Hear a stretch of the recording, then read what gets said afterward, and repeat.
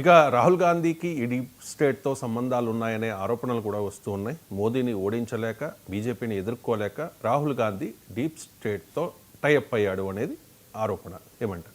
Yes అండి, చాలాసార్లు మనకి బీజేపీ ఆర్ఎస్ఎస్ వీళ్ళందరూ రాహుల్ గాంధీని తిడుతూ ఉంటారు కాంగ్రెస్ని. ఏమనంటే మీరు వరల్డ్లో డీప్ స్టేట్తో, మనకి డీప్ స్టేట్ అంటే పదం రాదు కానీ మనం ఈ పదం వినుంటాం. ఏంటి? జార్జ్ సోరోస్ అని ఓపెన్ సొసైటీ, ఫిలాంథ్రఫిస్ట్ అనమాట, హంగేరియన్ అమెరికా ఆయన జూయిస్ట్ అనమాట.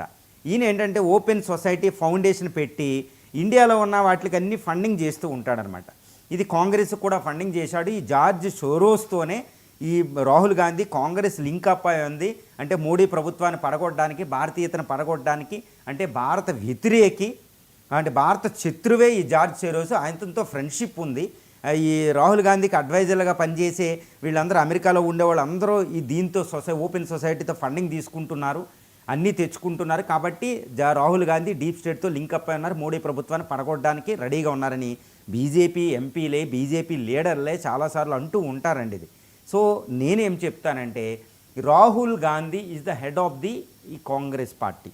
Congress is the highly patriotic party అండి. ఇప్పుడు బీజేపీ ఎంత దేశభక్తి గల పార్టీదో, పునరుజ్జీవనంగా ట్రై చేస్తుందో, ఈ ఐఎన్సీ, ఇండియన్ నేషనల్ కాంగ్రెస్ కూడా 1885లో పుట్టి, అక్కడ అందరూ విమర్శిస్తూ ఉంటారు బీజేపీ వ్యక్తులు. ఏమంటూ ఉంటారంటే, ఈ కాంగ్రెస్ అనేది మొట్టమొదటిగా వైట్లే అధ్యక్షులు, డబ్ల్యూసీ బెనర్జీ వీళ్ళందరికి ముందు 4 అధ్యక్షులు పనిచేస్తారు బ్రిటిష్ వాళ్ళు. ఇది ఇది ఇండియన్ నేషనల్ కాంగ్రెస్కి. అంటే అప్పుడు తెలీదు, సేఫ్టీ వాల్వే థియరీ అని ఒకటి ఉంటుంది. అప్పుడున్న గవర్నర్ జనరల్ జోఫ్రిన్ మన ఇండియన్ నేషనల్ కాంగ్రెస్ పడగొట్టగానే జైల్లో పెడదాం అనుకుంటాడు. కానీ అక్కడ ఉన్న ఒక ఏవో హ్యూమన్ తీసుకొచ్చి ఈతనే అధ్యక్షుడని మన మోడరేట్స్ అక్కడ పెట్టి కాంగ్రెస్ని రక్షించుకుని చాలా జాగ్రత్తగా వేర్లు లోపలికి వెళ్ళేటట్టు చేసి 1890 నుంచి ఇండియన్స్ వస్తూ ఉంటారు. మోడరేట్స్ తర్వాత ఎక్స్ట్రీమిస్ట్ వస్తూ ఉంటారు. చాలా జాగ్రత్తగా కాంగ్రెస్ని నిలబెట్టారు. అది లీడ్ చేసింది ఇండియన్ నేషనల్ పార్టీని, ఇండియన్ ఫ్రీడమ్ స్ట్రగల్ని. అక్కడ గాంధీ, నెహ్రూలు వచ్చిన తర్వాత ఒక అద్భుతమైన స్థితికి వెళ్తే, వల్లభాయ్ పటేల్ వాళ్ళు వచ్చిన తర్వాత గుర్తుపెట్టుకోవాలి. కానీ ఇక్కడ నేను చెప్పేది ఏంటంటే, రాహుల్ గాంధీ మరీ అంత దిగజారి డీప్ స్టేట్తో లింక్స్ పెట్టుకుని అధికారంలో రావాలని ప్రయత్నం చేసే అవకాశాలు అంతగా ఉండవు. తెలుసో తెలియక George Soros open foundation society, అతను ఏదైనా ఫండింగ్ ఏదైనా దానికి చేస్తే అక్కడ దేనికన్నా కాంగ్రెస్తో లింక్ ఉంటే అది జార్జ్ సోరోస్తో రాహుల్ గాంధీకి ఉన్నాయని మనం చెప్పలేం. ఎందుకంటే రాహుల్ గాంధీ కాంగ్రెస్ పార్టీకి చాలా అధికారం వచ్చింది. కాంగ్రెస్ పార్టీలో పనిచేసిన ఇందిరాగాంధీ ఈ డీప్ స్టేట్ని ఒక ఆట ఆడుకున్న ప్రైమ్ మినిస్టర్. గుర్తుపెట్టుకోవాలి మనం.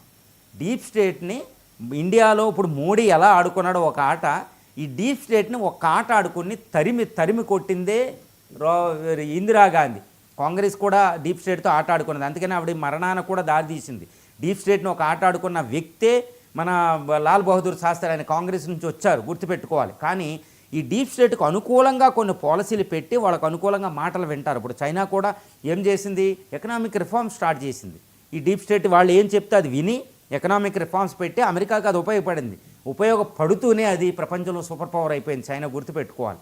మనం ఏంటంటే డీప్ స్టేట్ మాట వింటున్నాం కదా, అక్కడ ఆయుధ కంపెనీలు, అక్కడ వాళ్ళ మాట వీళ్ళ మాట, ఫార్మాస్యూటికల్ కంపెనీలు, వాళ్ళ ఆయిల్ కంపెనీల మాటలు, వాల్మార్ట్ మాటలు, జుకర్బర్గ్ మాటలు, టెస్లా ఇప్పుడు ఇండియాకి రావడానికి, తర్వాత యాపిల్ ఫోన్ ఇక్కడికి వచ్చింది, టిమ్ కుక్, వీళ్ళందరూ పెట్టుబడులు పెట్టించుకోవాలి కానీ వాళ్ళ మాట వినకూడదు. ఇక్కడ చాలా డిఫరెన్షియేట్ చేసుకోవాలి. నేను చెప్పేది ఏంటంటే, కాంగ్రెస్ అంతా దిగజారి డీప్ స్టేట్తో రిలేషన్ పెట్టుకున్నంత కుదరదు. ఎందుకంటే అది ఎప్పుడైనా బయటకు వస్తుంది. కానీ ఇప్పుడు కాంగ్రెస్ అధ్యక్షుడు ఇప్పుడు రాహుల్ గాంధీ ప్రధాని అయ్యి ఇండియాని మళ్ళీ ఏదైనా తీసుకెళ్తుంటే ఆ డీప్ స్టేట్ ఇతనికి కూడా వ్యతిరేకత అవుతుంది. కాబట్టి ఇండియన్ పొలిటికల్ పార్టీస్ని డీస్టేబిలైజ్ చేయడమే ఒకటి వ్యవహారం. అంటే ఏంటి? కాంగ్రెస్ అనే దానికి క్రెడిబిలిటీ పోగొట్టి కాంగ్రెస్ వేస్ట్ పార్టీ అని చేస్తే, ఇలాంటి పార్టీలన్నీ వేస్ట్ అని చేస్తే ఆ డీప్ స్టేట్ గెలిచినట్టు ఇండియా డీస్టేబిలైజ్ అవుతే వాళ్ళ చేతిలోకి వెళ్తాయి. దానికి ఉదాహరణ ఏంటంటే బంగ్లాదేశ్. ఇప్పుడు షేక్ హసీనా ప్రభుత్వం డీప్ స్టేట్కి కాస్త వ్యతిరేకంగా వెళ్తే ఈ షేక్ హసీనా ప్రభుత్వాన్ని పడగొట్టి మహమ్మద్ యూనస్ని పెట్టారు. అది డీప్ స్టేట్. అమెరికాని చెప్పినట్టు వింటాడు వాడు, అమెరికా చెప్పినట్టే ఈ మహమ్మద్ యూనస్ వింటూ ఉంటాడు. అది డీప్ స్టేట్. పాకిస్తాన్లో ఆర్మీ చీఫ్ని మళ్ళీ తీసుకొస్తే డీప్ స్టేట్ పెడుతుంది.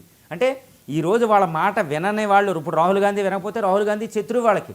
కాబట్టి మన ఇండియన్ పొలిటికల్ పార్టీల్ని డీస్టెబిలైజ్ చేయడానికి డీప్ స్టేట్ చాలా కుట్రలో కుతంత్రాలు పడుతూ ఉంటుంది అనమాట. అందువల్ల కాంగ్రెస్ ఈ సోరోస్తో రిలేషన్ ఉంది, ఇదంతా అనేది మనం పట్టించుకోకూడదు.